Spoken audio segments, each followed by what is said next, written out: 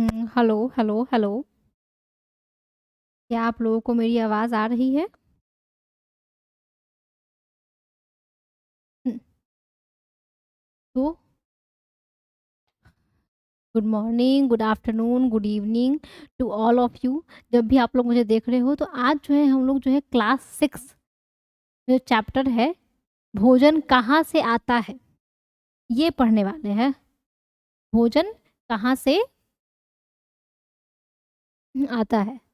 तो मैम भोजन जो है वह किचन से आता है, या फिर हम लोग कह सकते हैं कि भोजन जो है वह किराने के दुकान से आता है ना? खाना तो वहीं से आता है, या फिर होटल से कह लो, कैफ़े से कह लो, ढाबा से कह लो, यही तो खाना तो जो है वो यहीं सब से आता है। तो नहीं, खाना यहाँ सबसे हम लोग को मिलता है, ठीक ना? खाना जो है यहाँ सबसे हम लोग को मिलता है, लेकिन खाना जो है वो एक्चुअल में कहाँ से आता है, उसका मतलब असल जो है वो साधन क्या है वह हम लोग इस चैप्टर में जानने वाले हैं।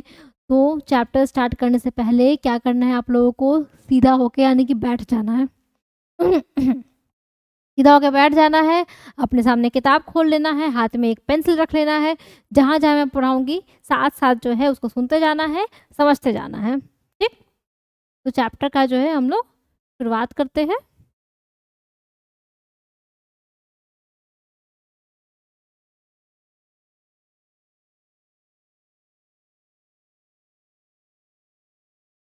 भोजन कहाँ से आता है? आइए आज हम पता लगाएं कि मनुष्य एवं जीव जंतु किस प्रकार का भोजन खाते हैं तथा भोजन के कौन कौन से स्रोत है। ठीक, तो इस चैप्टर में मेनली हम लोग को ये जानना है कि जो हम लोग हो गए, साथ में जो जंतु हो गए, उनका भोजन का स्रोत क्या है, क्या क्या खाते हैं। ठीक है, क्या सभी लोग जो है एक जैसा खाना खाते हैं? क्या हम लोग जो खाते हैं वो मतलब जो जानवर होते हैं वो भी वही खाते हैं क्या? तो कुछ सारे बच्चे कहेंगे हाँ मैम वो भी तो वही खाते हैं, सब जो भी जूठा वूठा खाना रहता है मम्मी जब दे देती है तो वो लोग भी वो खा जाते हैं। तो इस चैप्टर में हम लोग को यही सब पढ़ना है कि उन सबका भोजन का स्रोत क्या है, वो लोग खाते क्या क्या है, क्या हम लोग का खाना और उन लोग का खाना सब एक जैसा है।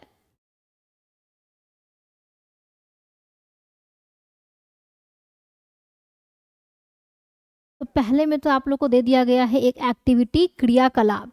ठीक है, अपने और आपके मित्रों ने कल पूरे दिन में क्या क्या खाया था, विद्यालय में आपने दोस्तों से उन खाद्य पदार्थों की जानकारी प्राप्त कीजिए वो पूरे दिन में खाते हैं। अपनी नोटबुक में तालिका 1.1 की तरह यथासंभव अपने सभी दोस्तों द्वारा खाए जाने वाले विभिन्न खाद्य पदार्थों की जानकारी प्राप्त करके सूची तैयार कीजिए। मतलब ये जो एक्टिविटी है उसमें आप लोग यही कहा जा रहा है कि आपका दोस्त का नाम लिखना है, आपका दोस्त अलग अलग दोस्त जो है वो दिन भर में क्या क्या खाता है, कुरकुरे चिप्स इन सबको छोड़ के ही लिखना। ठीक है, वो एक्टिविटी है, ये करना है।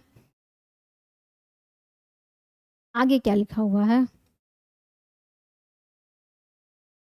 भात के बारे में सोचें। हम कच्चा चावल लेते हैं और उसे पानी में उबालते हैं। इसे तैयार करने में हमें दो पदार्थों की आवश्यकता होती है, ठीक ना? भात मतलब क्या? चावल, ठीक ना? कच्चा चावल लेते हैं, पानी में उबालते हैं, तो इसे तैयार करने में हमें सिर्फ दो पदार्थों की आवश्यकता होती है। लेकिन जब हम लोग बात करें सब्जी का, ठीक ना, जब हम लोग बात करें सब्जी का, दाल का, तो इसमें तो अलग अलग जो है वो पदार्थ की जरूरत है, सिर्फ दो पदार्थ से तो काम चलता नहीं है। ठीक, दूसरी ओर कुछ भोजन तैयार करने में हमें कई पदार्थों की ज़रूरत होती है।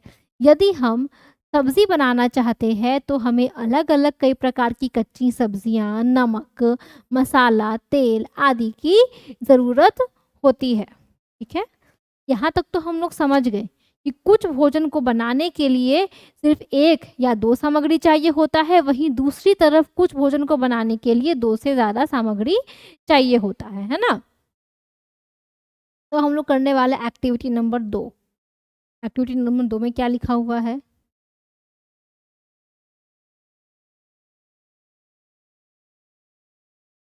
इस सूची में कुछ खाद्य पदार्थों के नाम को छाटिए और अपने दोस्तों तथा घर पे चर्चा करके जानकारी प्राप्त कीजिए कि इनको बनाने के लिए कौन कौन सी सामग्री चाहिए। वस्तु का नाम और उसमें प्रयुक्त कच्ची सामग्री के कुछ उदाहरण तालिका 1.2 में दिए गए हैं। कुछ अन्य को इस सूची में जोड़िए। ठीक है, तो यहाँ पे जो है कुछ करने को कहा जा रहा है हम लोग को, क्या कहा कि रोटी और चपाती में क्या किस चीज़ का ज़रूरत है? आटा, तेल, नमक, ठीक ना? अब इसमें देखिए, अब ये मत कोई पूछना कि मैम रोटी में तो नमक लगता नहीं, मतलब पराठा भी समझ लो, पराठा में तो नमक लगता है, या फिर कचौड़ी, उसमें तो नमक लगता ही है। उसके बाद दाल, दाल में कच्ची दाल, जल, नमक, तेल, घी, हल्दी, मसाले। अब अगर मान ले हम लोग मटर पनीर का सब्जी, है ना? मान लेते हैं मटर पनीर का सब्जी अगर बनाना है, मटर पनीर, तो मटर पनीर के लिए क्या-क्या चाहिए? सबसे पहले जो दिख रहा है, मटर, है ना? फिर क्या चाहिए? पनीर। इसके अलावा और क्या चाहिए? इसके अलावा और चाहिए क्या चाहिए? जीरा भी लगता है ना? और क्या लगता है? हल्दी भी लगेगा, मतलब हल्दी में ही सारे मसाले आ गए, फिर लहसुन भी लगेगा, फिर इसमें जो है वो प्याज भी लगेगा, है ना? इसमें फिर कसूरी मेथी भी लगेगी। इसमें कितनी सारी चीज़ें लग रही हैं, है ना? मटर पनीर हो गया। इसके अलावा अब हम लोग क्या ले लें? सलाद मान लें, सलाद। सलाद तो कोई व्यंजन नहीं है ना, सलाद कोई व्यंजन नहीं। तो अब और क्या सोचिए हम लोग? रोटी हो गया, दाल हो गया, मटर पनीर हो गया, चावल तो हम लोग पहले देख चुके हैं, चावल लेना है, उसमें पानी डालना है। और क्या-क्या हो सकता है? और तो नॉर्मल कोई भी सब्ज़ी, कटहल का सब्ज़ी, गोभी का सब्ज़ी जो, या फिर कोई मिठाई, गुलाब जामुन, है ना? गुलाब जामुन लेते हैं। गुलाब जामुन, तो गुलाब जामुन में क्या-क्या पड़ता है मैम? सबसे पहले पड़ता है गुलाब, है ना? गुलाब पड़ता है। गुलाब पड़ता है? नहीं, गुलाब नहीं पड़ता है, बस नाम है गुलाब जामुन। इसमें क्या-क्या चाहिए? इसमें सबसे पहले मेवा चाहिए, मेवा के बाद इसमें चाहिए चीनी, मेवा के बाद इसमें चाहिए चीनी, इसके बाद इसमें छानने के लिए तेल चाहिए, तेल या फिर रिफाइन।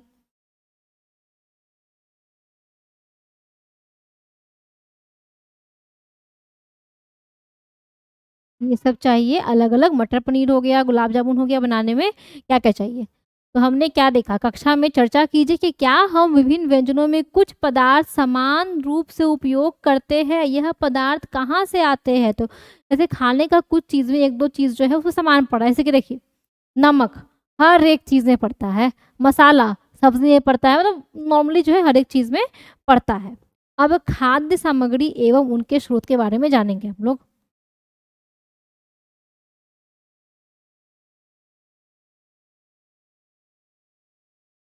तालिका 1.2 में सूची में कुछ कच्ची सामग्री जैसे आटा और दाल के स्रोत का अनुमान लगाना हमारे लिए बहुत आसान हो सकता है। यह कहाँ से आते हैं? निश्चित रूप से पौधे से, गेहूँ और चावल का क्या स्रोत है? आपने धान और गेहूँ के खेतों में उनके पौधे की क्यारियाँ देखी होंगी। इनसे अनाज प्राप्त होते हैं, है ना? कभी धान का खेत देखना कि उसको ना पहले का मतलब एक जब धान जो है इतना बड़ा हो जाता है ना, तब उसको फिर से खेत में जो है ऐसे-ऐसे बोया जाता है। उसके बीज को पहले अलग से उगाया जाता है। जब वो इतना बड़ा वो हो जाता है, जिसे हम लोग मोड़ी कहते हैं या फिर क्यारियाँ कहते हैं, उसके बाद उसको खेतों में लगाया जाता है। तो यहाँ से कहाँ क्या मिलता है हम लोग को? यहाँ से चावल मिलता है। कुछ अन्य खाद्य पदार्थ जैसे दूध, अंडा, मुर्गा, मछली, झींगा, मांस आदि हमें जंतुओं से प्राप्त होता है, ठीक है? दूध पौधा देता है? नहीं, दूध कौन देता है? गाय देती है, भैंस देती है, बकरी यहाँ से दूध मिलता है, ठीक है? अंडा, अंडा तो अब चिड़िया भी देती है, मतलब बहुत कोई अंडा देता है, लेकिन किसका अंडा हम लोग ज़्यादातर खाते हैं? मुर्गी का अंडा खाते हैं, ठीक है? अब मुर्गा, मुर्गा से क्या मिलता है हम लोग को? मुर्गा से हम लोग को उसका मीट मिलता है, चिकन, है ना? झींगा हो गया, मांस हो गया, ठीक है?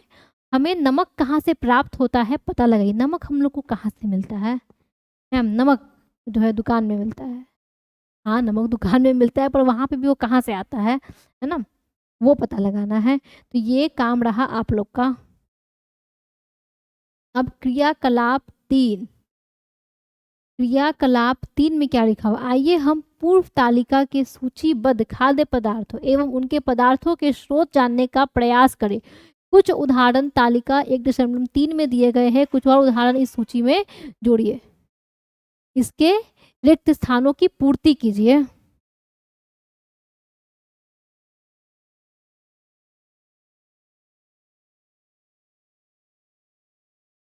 देखिए, लिट्टी, लिट्टी में क्या-क्या होता है? लिट्टी में आटा मिलता है। लिट्टी बनाने में किन-किन चीज़ों का इस्तेमाल किया जाता है? तो गेहूँ जो कि पौधा से मिल रहा है, सत्तू, सत्तू कहाँ से मिलता है? सत्तू हम लोग को चना से मिलता है ना? सत्तू जो है सत्तू हो गया, बेसन हो गया, ये सब चना से ही मिलता है। चना भी कहाँ एक तरीके का पौधा ही है ना? नमक, नमक तो जो है खारे पानी से मिलता है, ठीक है? इसका तो समुद्र मान ले एक स्रोत हो जाता है। समुद्र हो गया, खारे पानी का कोई स्रोत हो गया। मिर्च, मिर्च भी किससे मिलता है? पौधा से मिलता है। लहसुन भी किससे होता है? पौधा से मिलता है। अब देखिए इस ऐसे-ऐसे हम लोग आगे बढ़ते जाएँगे ना, हम लोग ये जानेंगे कि अदरक क्या होता है। अदरक जो है असल में पौधे का जड़ होता है, जिसको हम लोग खाते हैं। प्याज़ क्या होता है? प्याज़ असल में पौधे की पत्तियाँ होती हैं, जिसे हम लोग खाते हैं। आलू क्या होता है? आलू असल में पौधे का तना होता है, जो हम लोग खाते हैं। तो जैसे-जैसे हम लोग चैप्टर आगे पढ़ते जाएँगे, इन सब के बारे में भी जानते जाएँगे। घी कहाँ से बनता है? घी दूध से बनता है। और फिर दूध कहाँ से आता है? दूध गाय से आता है। कितना सिंपल है। उसी तरीके से अब मुर्गा, मुर्गा बनाने में के लिए क्या-क्या चाहिए? सबसे पहले मुर्गा बनाने के लिए चाहिए मसाला, नहीं, मुर्गा बनाने के लिए सबसे पहले मुर्गा, मरा हुआ, कटा हुआ मुर्गा चाहिए, है ना? अब उसमें क्या-क्या पड़ता है? जैसे कि मुर्गा तो हो गया, जंतु से आता है। मसाला, मसाला कहाँ से आएगा? मसाला जो भी हो गया, गोलकी हो गया जिसे हम लोग काली मिर्च कहते हैं, लाल मिर्च हो गई, फिर लहसुन हो गया, अदरक का पेस्ट हो गया, सब मुर्गा जो चिकन बनाने में इस्तेमाल किया जाता है। तो मसाला भी जो एक तरीके से पेड़ पौधों से ही आता है, ठीक ना? प्याज जैसे कि मैंने बताया था, पत्तियां, जल का स्रोत तो कोई मतलब नल हो सकता है, कोई नदी हो सकता है, कोई तालाब हो सकता है, मिलनी जो पानी तो यही सबसे आता है, कुआं से आता है। अब खीर, खीर बनाने के लिए हम लोगों को क्या-क्या चाहिए? दूध चाहिए, चावल चाहिए, चीनी। देखिए दूध, चावल, चीनी ये सब जो है वो एकदम सामान्य पदार्थ है, लेकिन वही अगर खीर को बहुत ज़्यादा टेस्टी करना हो, बहुत ज़्यादा स्वादिष्ट करना हो, तो उसमें क्या-क्या डाल सकते हैं हम लोग? उसमें हम लोग काजू, पिस्ता, बादाम, नारियल ये सब आराम से डाल सकते हैं, ठीक है? दूध कहाँ से आएगा? दूध गाय से आएगा। चावल कहाँ से आएगा? चावल धान से आएगा, है ना? और आगे बढ़ते हैं हम लोग क्या? अब यहाँ पे कुछ-कुछ कॉलम छोड़ दिया गया है। यहाँ पे आप लोग जानिए, आप लोगों को कैसा-कैसा खाना पसंद है? क्रियाकलाप से स्पष्ट है कि पौधे विभिन्न खाद्य पदार्थ जैसे कि अन्न के स्रोत हैं। जंतुओं से भी हमें खाद्य पदार्थ प्राप्त होते हैं, जैसे कि दूध, मांस, अंडे तथा अन्य जंतु उत्पाद इत्यादि। गाय, बकरी तथा भैंस देने वाले और कुछ सामान्य पशु हैं। दूध एवं विभिन्न दुग्ध उत्पाद जैसे कि मक्खन, क्रीम, घी, पनीर और दही का उपयोग संसार के प्रत्येक क्षेत्र में किया जाता है। कुछ खाद्य पदार्थ जैसे नमक खनिज स्रोतों से प्राप्त होते हैं। अच्छा, नमक में जो खनिज पाई जाती है ना, अगर वो हमारे शरीर को ना दिया जाए तो हम लोग को एक बीमारी हो जाएगा, गॉइट्री, जिसमें गला जो है वो फूल जाता है। तो उस पदार्थ या फिर उस खनिज का नाम बताइए जो कि नमक में पाया जाता है।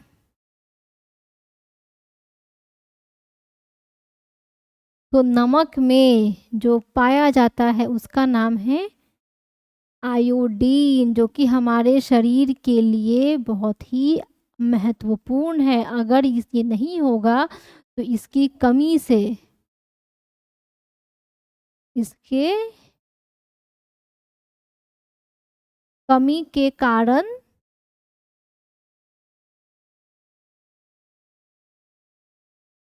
ग्वाइट्री हो जाएगा। ग्वाइट्री, इसमें क्या होता है? गला फूल जाता है। ठीक है, यहाँ तक समझ में आ गया?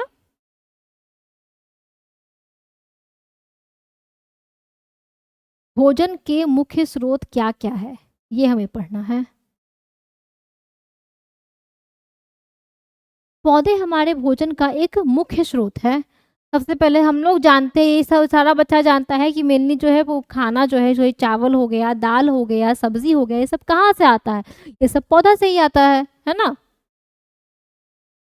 पौधे हमारे भोजन का एक मुख्य स्रोत है। हम पौधे के कौन-कौन से भाग का उपयोग खाद्य पदार्थ के रूप में करते हैं? ठीक है। हम पत्तियों वाली अनेक सब्जियाँ खाते हैं। पत्तियों वाली कौन-कौन सी सब्जियाँ हम लोग खाते हैं? मेथी का साग हो गया, पालक हो गया, ये सब जो है पत्तियों वाली सब्जियाँ हैं। कुछ पौधों के फलों को भोजन के रूप में खाते हैं। किसी पौधे की जड़, किसी का तना तो किसी का फूल भी भोजन के रूप में खाए जाते हैं। पोई के पत्ते व अगस्त के फूल का तरुआ या बचका खाया जाता है ना? अगस्त अगस्त के फूल जो है सफ़ेद रंग का होता है फूल, इसका बचका होता है बहुत टेस्टी होता है। कुछ पौधों के 2 या 2 से अधिक भाग खाने योग्य होते हैं। उदाहरण के लिए सरसों के बीज से हमें तेल प्राप्त होता है एवं इसकी पत्तियों का उपयोग साग बनाने के लिए किया जाता है। अब यह बोल रहे कुछ पौधे जो ऐसे होते हैं जिनका 1 या 2 भाग जो होता है खाने के योग्य होता है। एग्जाम्पल याद रखना है, मेनली सरसों। सरसों के तेल से जो है सरसों का मतलब सरसों के बीज से सरसों का तेल निकलता है और फिर इसकी पत्तियां से हम लोग सरसों का साग बनाते हैं। दोनों चीज़ें जो है वो खाने में उपयोगी किया जाता है। क्या आप किसी अन्य पौधे के बारे में जानते हैं जिसके 2 या अधिक भाग जो है वो खाए जाते हैं? क्या आप किसी अन्य ऐसे पौधे के बारे में जानते हैं जिसके 1 या 2 भाग जो है वो खाए जाते हैं? अब यहाँ पे एक चीज़ लिखा होता है ना, किसी का फूल खाते हैं। लौंग देखा होगा आप लोगों ने, है ना? लौंग क्या होती है? लौंग कली होती है। वो कली होता है उसी को भी हम लोग जो है खाते हैं। पालक हो गया उसका भी हम लोग बचका खाते हैं, साग खाते हैं, ठीक है। बहुत सारे लोग जो होते हैं ना, मूली, मूली जो होता है ना, मेनली जड़ होता है पौधे का, ठीक है। बहुत सारे लोग जो है उसकी पत्तियाँ का भी कुछ-कुछ बना के जो है ना खाते हैं। खाने के लिए जो है ना लोग जो है बहुत अतरंगी-अतरंगी जो है वो चीज़ें खाते हैं।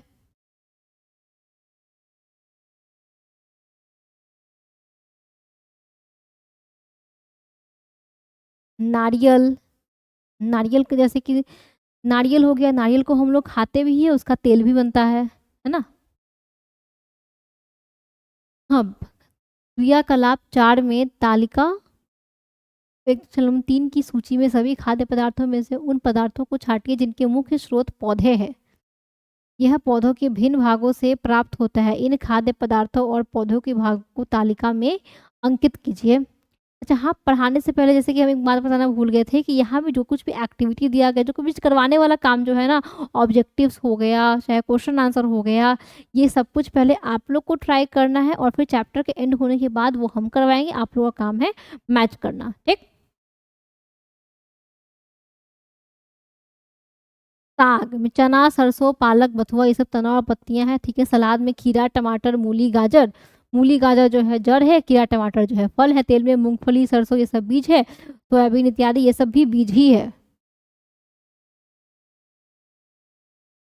अनजान पौधों को बिना सोचे समझे ना खाएँ क्योंकि यह विषैले भी हो सकते हैं। अब ऐसा नहीं कि अब उस ये पढ़ लिए कि हाँ, पौधे जो है खाए जाने वाली होती है, तो सारे पौधों को जो है वो खाने ही लगना है। ऐसा नहीं करना है, ठीक?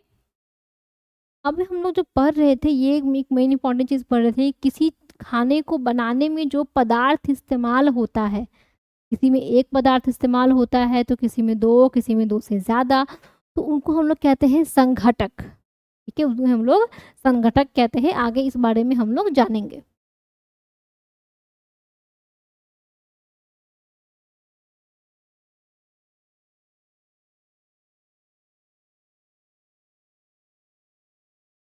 क्रियाकलाप 5, मूंग अथवा चने के कुछ सूखे बीज लीजिए। क्या करना है? मूंग लेना है, चना लेना है, उसका कुछ सूखा बीज लेना है, यानी कि मूंग चना तो सूखा में ही मिलता है। अब इनमें से कुछ बीजों को जल से भरे एक पात्र में डाल दीजिए तथा 1 दिन फूलने के लिए छोड़ दीजिए, ठीक है। अगर नॉर्मली जो है ये सब कुछ हम लोग घर में करते हैं कि चना लेना है, मूंग लेना है। अगर मान लो चना या मूंग का सब्जी खाना होता है तो क्या करते हैं, पहले ऐसे तुरंत कड़ा कड़ा तो नहीं खा लेते, पहले उसको पानी में फुलाते हैं, है ना। पानी में तो कुछ समय के लिए फूलने के लिए देते हैं, मुलायम होने के लिए देते हैं। वही क्या करना है, 1 गिलास पानी लेना है, उसमें चना मूंग 1 मुट्ठी जो है वह भिगोने के लिए रात भर जो है वो छोड़ देना है ताकि सुबह होके वो फूल जाए। अगले दिन जल को पूरी तरह निकाल दीजिए और बीजों को एक गीले कपड़े में लपेटकर एक ओर रख दीजिए, ठीक है। अब क्या करना है, जल को अलग कर देना है और बीज को एक कपड़ा में बढ़िया से, जितना भी जो फूला हुआ जो बीज है उसको कपड़ा में बढ़िया से लपेट के रख देना है, पानी को अलग कर देना है। अब क्या आप बीजों में कुछ परिवर्तन देखते हैं? बिल्कुल देखते हैं, बीज जो है वो अंकुरित हो जाती है ना? उनमें से कुछ उजला-उजला जो है वो निकलने लगता है जिसे हम लोग कहते हैं अंकुरन। क्या छोटी-सी सफ़ेद संरचना बीजों से बाहर निकल आई है? यदि हाँ, तो बीज अंकुरित हो गए हैं। इस छोटी सफ़ेद संरचना को ही अंकुर कहते हैं, ठीक है? इन बीजों से जो छोटी-छोटी सफ़ेद संरचनाएँ जो निकल रही हैं, इन्हें हम लोग अंकुर कह रहे हैं। हम लोग आराम-आराम से पढ़ने वाले, अभी हम लोग जो पढ़ने वाले ना